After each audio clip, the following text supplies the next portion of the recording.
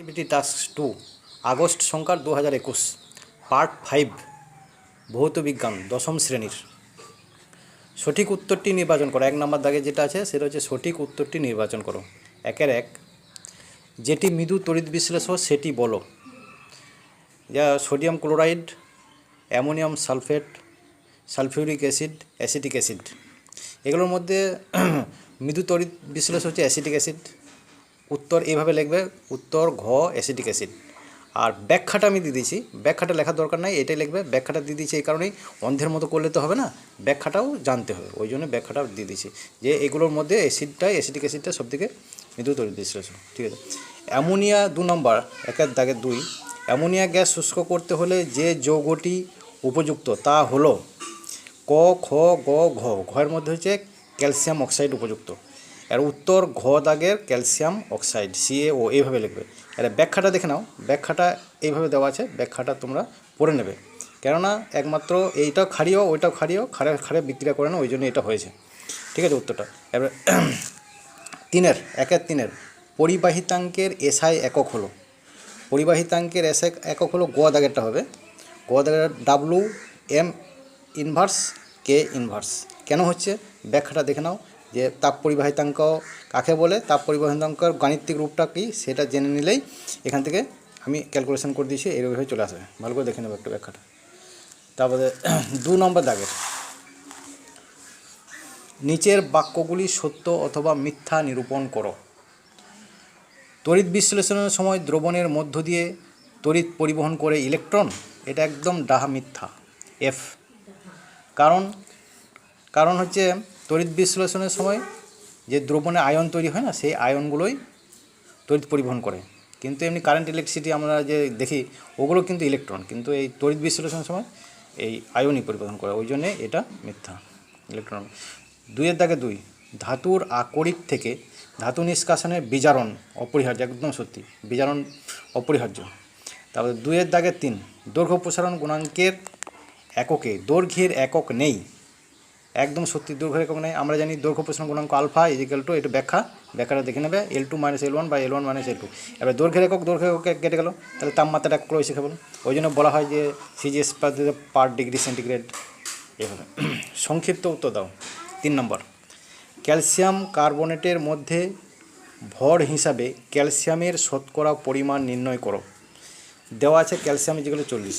দেখ, ক্যালসিয়াম কার্বনেটের সংকেত আমরা জানি CaCO3, তাহলে ক্যালসিয়াম কার্বনেটের গ্রাম আণবিক ভরটা আমরা দেখি, ক্যালসিয়ামের 40, কার্বনের 12, অক্সিজেনের 16, 3 পরমাণু আছে, তাহলে 3 গুণ হলো 40, 12, 48, 100 গ্রাম।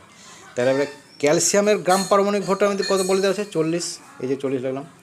তাহলে এবারে শতকরা পরিমাণ বলেছে, CaC3 ক্যালসিয়ামের শতকরা পরিমাণ যতর মধ্যে কত গণিত 100 দিলেই শতকরা বেড়ে যায়, তাহলে 100-র মধ্যে 40 আছে, তাহলে 100-র মধ্যে 40 গণিত 100 কেটে গেল, 100 40%।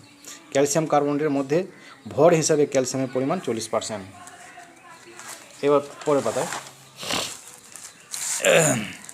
অ্যামোনিয়া, সালফার ট্রাইঅক্সাইড ইত্যাদি শিল্প উৎপাদনে ব্যবহৃত অনুঘটক সূক্ষ্ম চূর্ণ আকারে রাখা হয় কেন? দেখো এইখান থেকে যে এতটা রেখেছি না, এটা তোমরা পড়ে নেবে, মানে জানা দরকার যে কোন কোন অনুঘটক কিসের সময় অ্যামোনিয়ার জন্য কী অনুঘটক ব্যবহার হয়, সালফার ট্রাইঅক্সাইডের জন্য কী কী অনুঘটক ব্যবহার হয়, এখান থেকে এতটা পর্যন্ত দেওয়া আছে, এটা লেখার কোনো দরকার নাই। এইবার তোমরা দেখো প্রশ্নের উত্তর এখান থেকে লিখবে, উভয় শিল্প উৎপাদনে ব্যবহৃত অনুঘটক সূক্ষ্ম চূর্ণ আকারে রাখা হয়।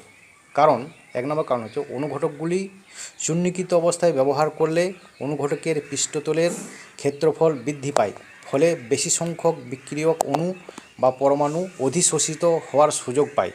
2 নম্বর হচ্ছে বিক্রিয়ার কার্যকারিতা বৃদ্ধি পায়, ফলে বিক্রিয়ার হার তথা উৎপাদন হার বৃদ্ধি পেতে থাকে।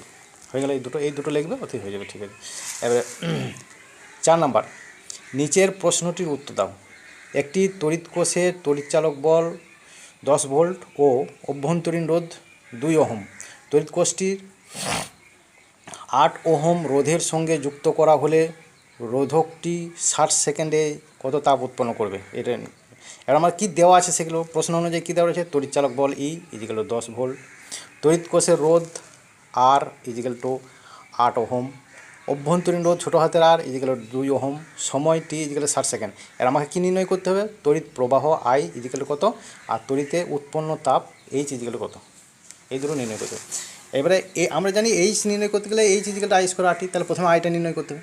আর আমরা জানি ই তড়িৎচালক বলে, এটা ই মানে আর কি ভি আর কি, ই ইজিক্যালটা আই আর প্লাস ছোটো হাতের আর, তাহলে I equal to E by R plus r, এই আইটা এদিকে বার করলাম, তাহলে ই বাই আর প্লাস আর এইটা ইয়ার নিচে চলে এলো, ঠিক আছে। বা আই ইজিক্যাল টু ইয়ের মান কত দেখেছি আমরা এখানে 10 ভোল্ট, 10 ভোল্ট বসিয়ে দিলাম। বড় হাতের আর কত 8 বসিয়ে দিলাম, ঠিক আছে। এবার ছোটো হাতের আর কত 2 বসিয়ে দিলাম। 10 বাই 10 মানে 1 অ্যাম্পিয়ার, প্রবাহ মাত্রার একক হচ্ছে অ্যাম্পিয়ার। রোধ, এবার রোধকে উৎপন্ন তাপ এইচ, সেই জুলের সূত্র থেকে আমরা সমন্বয় সূত্রগুলো থেকে দেখেন এইচ ইজিক্যাল আই স্কোয়ার আর টি, তাহলে আই কত বেরোলো 1 অ্যাম্পিয়ার, 1 বসিয়ে দিলাম।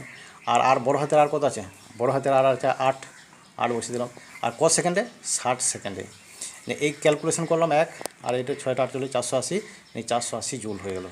তার মধ্যে এটা অঙ্কটা এইভাবে করবে, সোজা অঙ্ক। এই ছিল আজকে তোমাদের ভৌত বিজ্ঞানের